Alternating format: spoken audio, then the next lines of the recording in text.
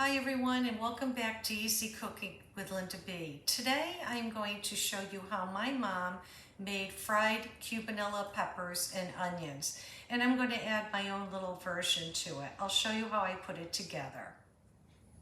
So what you need are Cubanelle peppers. These are beautiful peppers that we purchased at the grocery store. Unfortunately, our farms have suffered quite a bit this summer, especially here in Connecticut with flooding.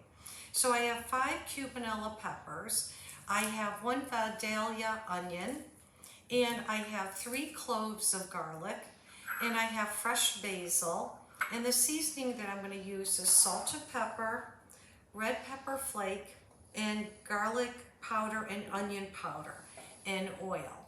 So what you're going to need to do is chop your vegetables. So one thing I want to do is show you how I do my onion, because so many YouTube videos I watched, I get very nervous when I see people cutting their onions. I'm so afraid they're going to slice their finger or a hand, and I just want to show you how I do it to avoid that problem.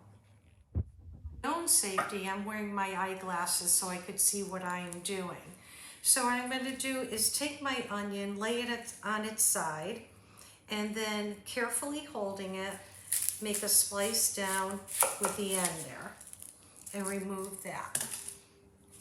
And do the same thing on the other side. Just make sure you securely hold it. You don't want it to roll on you, because that's when you could get into trouble. Now, what I like to do at this point is take my knife and cut this directly in half in a rocking motion like that. Now, all I have to do is just peel my onion. I have my little discard bowl here. And it's all set. And anytime you work with anything round, always make sure you lay it on the flat side after you've cut it. So in other words, you don't want to cut like this, because that's when you really could get into trouble. Make sure you lay it down flat. So what I'm going to do is use this whole onion, and for this recipe, I'm going to take my onion and cut it this way. So I'm going to have just slices. Always keep your fingers away from the knife. Last side it flipped down. Okay, I'm going to do one more. And how thick you cut it is all what you desire. So now I take that end and I flip it down and then cut it. Just like that. And on another note, please make sure that your knife is very sharp. I know a lot of people are afraid to use a sharp knife that they're going to cut themselves, but it's just the opposite. If you have a dull knife, which means you have to force it through the food, that is when you could cut yourself. And now I'm going to go on to the peppers. Okay, for the next step, I'm going to show you how I cut this pepper. I'm not going to show it all to you. I don't want to bore you with that, but I'm going to show you how I prepared this for sauteing. So I take the pepper, I cut off the end, and you know, as a matter of fact, don't throw this piece out, because there's a lot of good pepper associated with it here. Just simply pull off the rounded part of the pepper, the top. I've seen people waste good parts of their vegetables when they're cutting them. Now again, I'm going to lay this flat side down. As you could see, I have the open end away from me, and holding and securing the pepper, I'm going to cut it down in half. And then all I have to do is just remove the inside of the pepper. This looks pretty good. This one does not have a lot of seed, but of course Cubanelles do not have a lot of seeds inside, unlike bell peppers.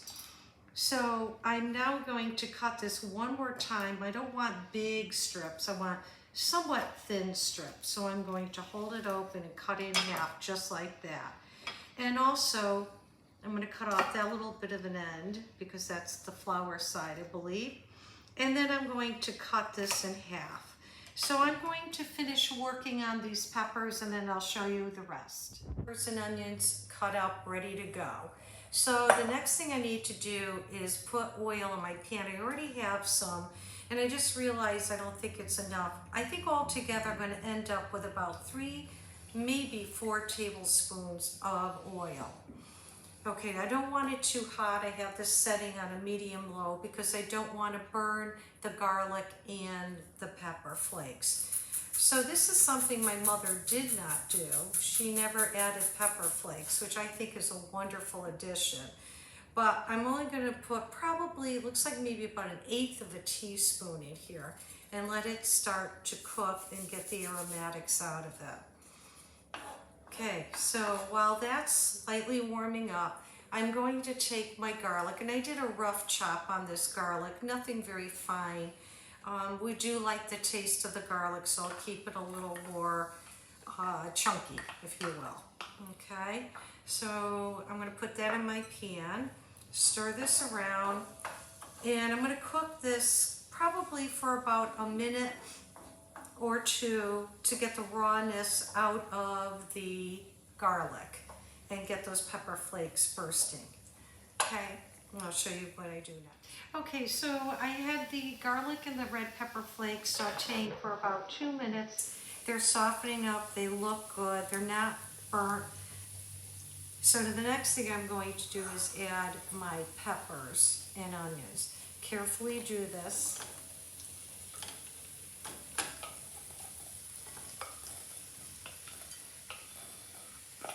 Ooh, it smells so good. Love the smell of fresh garlic. Okay, very good. So now I have these in my pan, and now what I'm going to do is add some salt and pepper.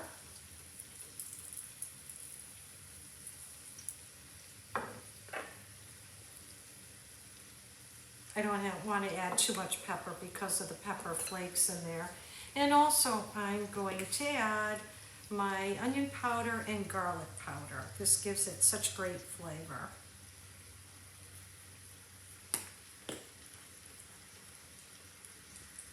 Even though I have the fresh garlic and onion in this dish, this works very well. And I could already tell I'm going to need to add some more oil. Now, my mother used to add quite a bit of oil, and we've become more health conscious as we've grown through the years. And I'm not going to add nearly as much as my mother, but what I'm going to do to help it along as far as cooking is I will cover these peppers, develop a steam, and so they start to cook down, and then I'll remove the cover and I'll let them saute from there. Okay, now what I want to show you is how I prepare my basil. These are fresh basil's leaves that have been washed. So I like to take them and put them in a stack. And then once they're in a stack, I'm going to roll them tightly as a little bundle, like a little cigar, and then chop them. And what I'm doing is what is called a chiffonade cut. And what you really end up with in the end are nice little thin ribbons, like that. So I'm going to finish cutting these up, and then I'll show you how the peppers and onions are coming along. Okay, as you can see, the peppers and onions are doing beautifully. At this point, I'm going to add my chiffonade or chopped basil and let that all cook together. At this point, I'm going to say we need maybe about 5 or 6 more minutes, and then these peppers will be done. Okay, so the peppers and onions are completely done. They're fork tender, they're soft, they're perfect. And another way you could tell is when the skin on the back, I don't know if you could see it, but on the back of the pepper starts to peel. Then you know it's done. Don't overcook it because you don't want to dissolve your onions either. So I'm going to turn off the heat, and what I like to do is I always like to put anything cooked that is a vegetable in a glass jar, like the one I have right here. This is perfect for storage. They last longer, in my opinion. If you put them in a plastic container, sometimes I don't feel they last as long as they would in a glass jar. Okay, one final step is I like to drizzle just a little bit of oil in the peppers. And there you have it. It's all set and done. So just close up the jar. After it cools, snap it in place and put it in your refrigerator. And you have this for sandwiches, hamburgers, on top of your favorite protein, chicken, pork chops, whatever you like to eat, or even just as a snack. Vegetables are healthy. They don't have to be put with something else to make them valuable. So I hope you enjoyed watching my video. Please give me a thumbs up, subscribe, hit the like button, and leave me a comment. Always remember, enjoy life and never stop learning. Bye now.